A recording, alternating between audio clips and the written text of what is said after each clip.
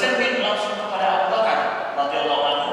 Khutbah pertama beliau ketika beliau diangkat sebagai khalifah Rasulullah SAW, langsung khutbah pertama beliau, inilah nilai-nilai perpolitikan Islam yang beliau terapkan dalam kehidupan beliau dan menjadi cerminan kepada kita sampai hari kiamat.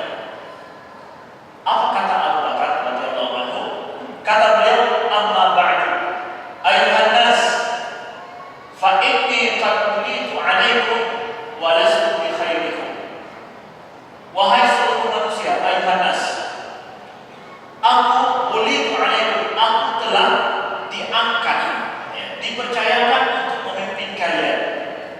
Bukan aku memimpin kalian, bukan, aku diangkat untuk memimpin kalian. Ada nah lain kalau ya al-hamra bahasa Aceh, kalau tapi bersih. Lalu walastu bi khairikum, tapi aku ini bukan orang yang paling baik di antara kalian. Lihat, lonyo yang pantas untuk memimpin perjalanan lain. Itu Firaun bilang begitu. Firaun bilang begitu. Tapi Abu Bakar walastu bi khairikum, aku ini bukanlah orang yang lebih baik daripada kalian. Kemudian fa'in ahsan fa'inuni, kalau aku berbuat baik dalam memimpin kalian, fa'inuni, bantu aku, bantu ulun, menyagat ulun dalam memimpin ulun, bantu ulun. Kemudian wa'in asatu faqawwimuni, kalau aku bersalah, faqawwimuni, maka luruskan aku. Sama siapa Abu Bakar menurut itu? Minta bantu kalau beliau baik, dan kemudian minta diluruskan kalau beliau bersalah. Sama siapa beliau suruh luruskan? Rakyat semua yang mendengarkan khutbah beliau. Kalau aku bersalah, maka luruskan aku, beri petunjuk kepada aku. Pada saat banyak pemimpin yang kita dengar dalam sejarah, mungkin juga sampai hari ini, yang merasa kalau dikritik atau diluruskan, justru hati-hati dengan orang yang mengkritik ini. Hati-hati orang yang berani meluruskan. Abu Bakar radhiyallahu anhu mencontohkan ini. Kalau aku salah, bahkan Umar bin Khattab senada dengan ini beliau dalam berkhutbah. Beliau juga mengutip daripada Abu Bakar dalam khutbah beliau ketika beliau diangkat menjadi sebagai khalifah atau amirul mukminin, yang beliau berkata, kalau seandainya aku bersalah maka luruskan aku. Lalu berdiri salah seorang para sahabat, Muhammad, kalau engkau bersalah, dengan pedang ini akan diluruskan. Jadi Umar bin Khattab berkata, jadi kan dulu apa lagi yang cik, Umar, kalau engkau bersalah, ini dengan pedang ini akan diluruskan. Apa kata Umar? Setelah beliau diangkat sudah menjadi khalifah, kata beliau, alhamdulillah, masih ada daripada umat Nabi sallallahu alaihi wasallam yang masih berani mengatakan yang benar. Betul ya? Cik no perlu terus. Bukan terugah buat dia perlu lupa catat siapa namanya, nanti diedukasi dan lain-lain. Dia buat kasus kemudian akhirnya permasalahannya apa? Karena masalah angkat pedang, bukan masalah mengkritik atau macam-macam kasus itu, sehingga tamulah dalam penjara. Padahal sebenarnya gara-gara mengkritik, benar bersih, kita kasus lain salah sampai dia tamu dalam penjara macam-macam. Enggak, Umar Rasul memuji orang yang berani mengatakan yang benar pada saat itu harus dikatakan yang benar. Abu Bakar kemudian wa'in asal as-sidqu amanah, kata Abu Bakar. Kebenaran itu, jujur itu amanah. Wal kidbu khianah. Berkata dusta itu khianat, kata Abu Bakar. Lihat, apa artinya dua kata Abu Bakar ini dalam khutbah beliau selaku seorang khalifah. Beliau berani bilang, al-kidbu khianah, dusta itu khianat. Wasidqu amanah, kejujuran itu adalah amanah. Kalau seorang presiden, pemimpin negara mengatakan itu dalam pidato pertama kenegaraan beliau, itu akan dicatat oleh semua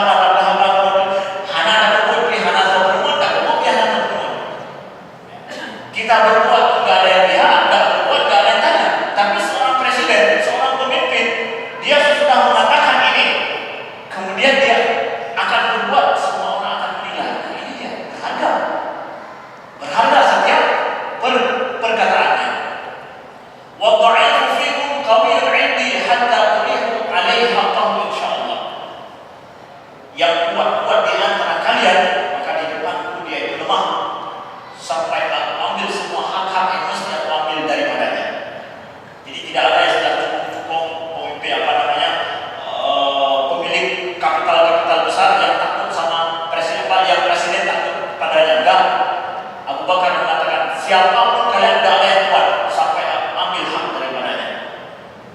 Apa yang harus dia bayar? Dia harus bayar pajak untuk negara, dia wajib bayar pajak. Walaupun sekuat apapun untuk dia tetap lemah, aku akan ambil daripadanya pajaknya. Gak bisa lari. Zakat wajib, maka akan ambil zakat daripadanya. Makanya ada pada masa Abu Bakar ada yang dinamakan dengan apa? Orang yang mani zakat, orang yang tidak mau membayar zakat lagi. Diperangi oleh Abu Bakar radhiyallahu anhu. Beliau perangi karena hak yang harus diambil. Kemudian wal qawiyyu minkum dha'ifun 'indi hatta akhudul haqqa minhu insyaallah wa dha'ifu fikum qawiyyun 'indi. Sedangkan yang lemah di antara kalian padahal dia itu di depan mataku dia itu kuat sampai aku berikan hak-haknya. Jadi beliau tidak memandang orang lemah sehingga beliau tidak berikan haknya. Enggak. Justru orang yang kuat di depan beliau anggap lemah sampai beliau ambil. Begitu juga orang yang lemah di depan beliau anggap kuat sampai beliau berikan haknya. Disetarakan semuanya. Beliau akan memandang begitu. Begitu beliau memandang kepada rakyat beliau. Kemudian la yadu ahadukum al-jihad fi sabilillah. Jangan sampai salah seorang daripada kalian meninggalkan jihad untuk membantu agama Allah. Fa innahu la yad'u qauman illa darabahum Allah bidhul. Siapa saja yang meninggalkan berjuang untuk kepentingan agama Allah, maka dia akan dijadikan oleh Allah hina. Siapa mereka yang tidak mau berjuang demi agama Allah, maka akan dijadikan oleh Allah hina.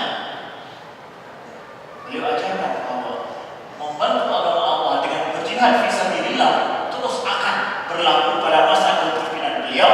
Justru keagungan dan kehebatan umat Islam itu adalah dengan jihad itu. Tidak boleh ada yang meninggalkan jihad, kata Abu Bakar radhiyallahu anhu. Kemudian wala tashi'ul fahishata fi qaumin illa amahum Allah bil bala. Kapan saja dosa-dosa besar itu marak dilakukan dalam sebuah kaum, maka pada saat itulah Allah akan memberikan bala pada kaum itu, kata Abu Bakar radhiyallahu anhu. Artinya apa? Beliau tidak mengizinkan ada orang yang tidak mau berjihad pada masa beliau. Begitu juga beliau tidak mengizinkan sama sekali ada fahisyah yang dilakukan oleh orang-orang pada saat kepemimpinan beliau. Beliau tidak izinkan ada dosa-dosa besar yang dilakukan oleh orang pada saat beliau memimpin. Dia adalah sosok khalifah daripada Rasulullah SAW. Kemudian beliau akhiri, ati'uni ma ata'ullah wa rasulahu fa idza asaitu Allah wa rasulahu fala ta'ati li alaikum. Ini penggalan terakhir saat menyentuh sekali. Dan tidak ada orang yang mampu mengucapkan ini. Kalau ada pemimpin pada hari ini mampu mengucapkan ini dalam pidato perdananya, nyanyi. Akan terpilih dong. Punya seandainya karena akan terpilih dong. Punya seandainya hana dan dia akan terpilih. Berkali Abu Bakar, berkali ati'uni ma ata'atullah. Kalian taatlah padaku selama aku taat pada Allah.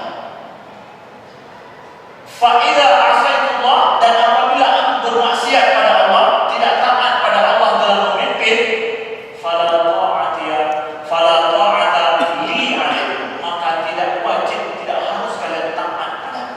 Boleh kalian taat padaku kalau seandainya aku tidak taat padaku.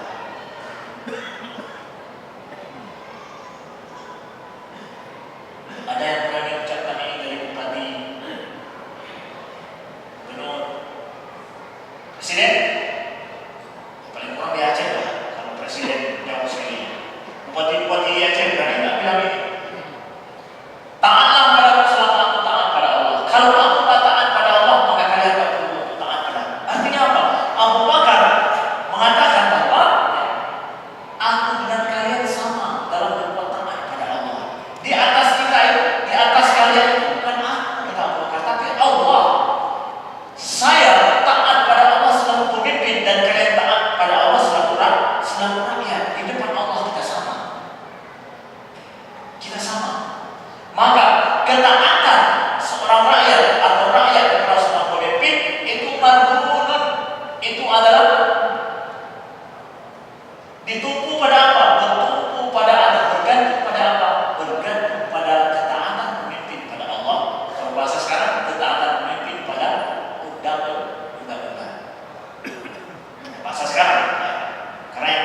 seperti dalam sebuah negara demokrasi pada hari ini adalah undang-undang. Maka ketaatan pemimpin pada undang-undang itulah yang menjadikan dia ditaati.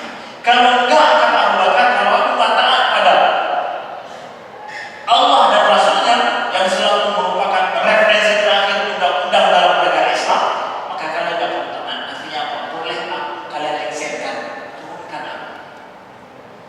Betul loh, mana boleh taat. Lihat, hanya 5 baris.